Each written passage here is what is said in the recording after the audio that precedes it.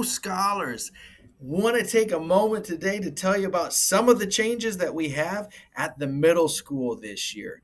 As you know, Seven Hills believes in high expectations. We think that academically, we're going to push you to the top, right? We also think that we need to hold you the same expectation with behaviors. Why? Because you're learning how to be an adult, right? And we have these expectations up here. You're going to be a fine, upstanding citizen, right? And you're going to be smart and you're going to know how to function in society.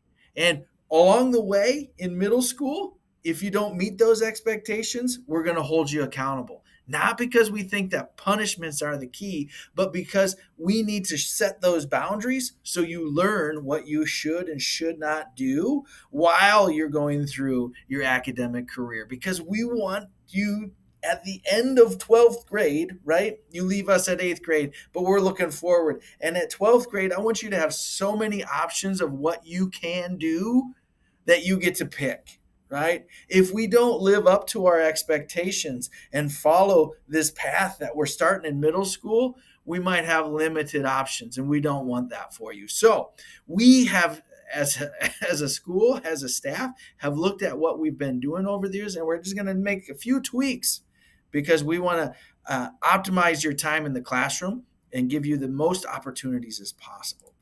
So this will look kind of familiar if you've been with us before. If you're new, this is our system for a behavior. So things are going to happen. You are still children. You're learning how to do school. And more importantly, you're learning how to do middle school. And so you're going to do some things that are awesome, right? And then some days you're going to have certain incidents that happen that we got to correct, right? And so the process at the middle school is pretty simple. We see you doing a behavior that we don't like, we're going to give you a verbal warning, right? Usually that's in the classroom, but sometimes it's in the hallway. I see you running down the hallway and I'm going to say, hey, no running in the hallways. It's a verbal warning. If you just keep running, then it becomes something else, right? Like you've heard me, it's registered and you're still running. Hey, we gotta do this. We gotta raise it up a little bit, right? So that's an FYI. In the classroom, it might be blurting out. Hey, you're blurting a lot. Can you try not to blurt so much? And I might give you a warning. And then you keep blurting. Okay, I'm gonna have to give you an FYI. We invented FYIs about a decade ago because we wanted there to be a record of these behaviors that we're trying to work on.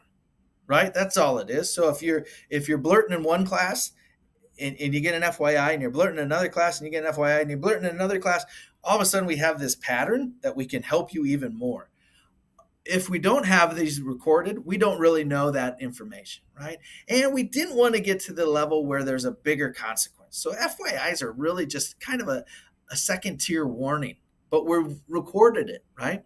And if you get 4 FYIs in one trimester, you'll get what we call a reflect and restore. Now, many schools call this a detention, right? After we've heard from our community that word means different things to people, we thought of a new term, reflect and restore, that better communicates what we do during that time. Right? So during a reflect and restore, you come in and you sit with a staff member and you have to write a letter. And this is sometimes an apology letter, sometimes it's just a reflection of what you did and what you're going to do next time, right? And then you meet with that staff member and you talk about, well, how do I fix this? Okay, I did something wrong, right? Or maybe I had 4 FYIs. Maybe I did something a little bit bigger and I got a reflect and restore right away, right? How do I do it? How do I do it next time? Right? We want to you have to get the consequence because you weren't meeting the expectation, but more importantly, we're going to use it as the learning environment, learning tool, right? So you have that back and forth and we go on from there.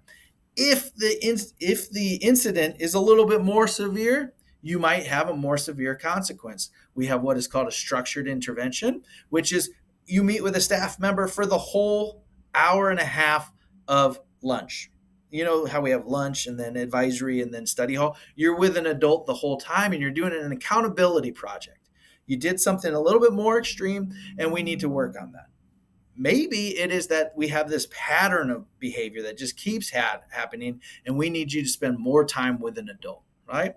We think that that is a very powerful way to teach you why this isn't a behavior that we want to get rid of, right? And how it will serve you better in the future if you don't do that behavior.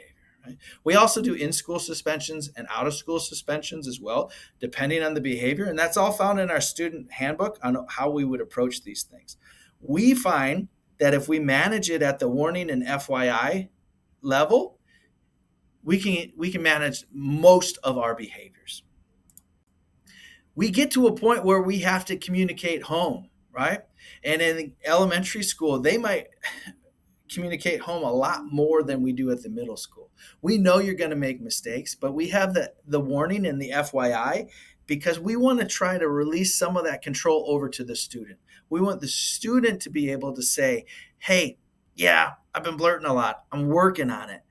And you know what? If I give you one FYI in my class for blurting, but you fix the problem, that's not worth a reflect and restore because you've already reflected and you've restored the situation. You've grown from it, right?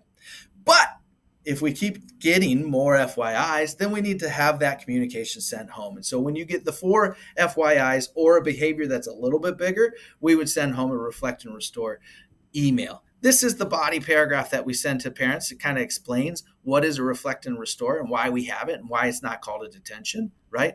And then when we can serve it. So we really believe that bringing families into this and having the students serve outside the school days is important because it makes the consequence and the accountability, it makes us a team, right? We all have to make a sacrifice to make this work. And it shows that this infraction or this incident was serious and we want to fix it together, right? So we make those before and after school. If you don't serve those before or after school, you just have to do one or the other. Okay, Tuesdays before school or Wednesday after school. Both of them take place in Mr. Williams' classroom this year. If you don't do that within 2 weeks, we're going to have you serve 2 lunch periods to restore and reflect. Okay, because we think that taking you out of the lunchroom is a consequence, but it needs to be more than just one. Okay. If there are some other issues with a reflect and restore, the parents are encouraged to email me or any of our behavior specialists, Miss Padmore or Miss Reichs, and we'll be able to give you some information there too. More information about our school is on the Family Hub, so if you ever want to check that out, it's a great resource just for middle school families. We think that these changes are really going to help us support our community better to provide optimal places for us to learn.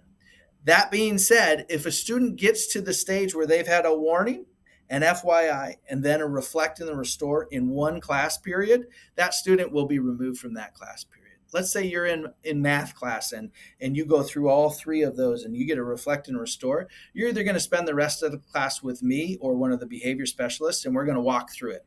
Right? We're going to de-escalate the situation. We're going to talk it through. We're going to get you ready for that next class period.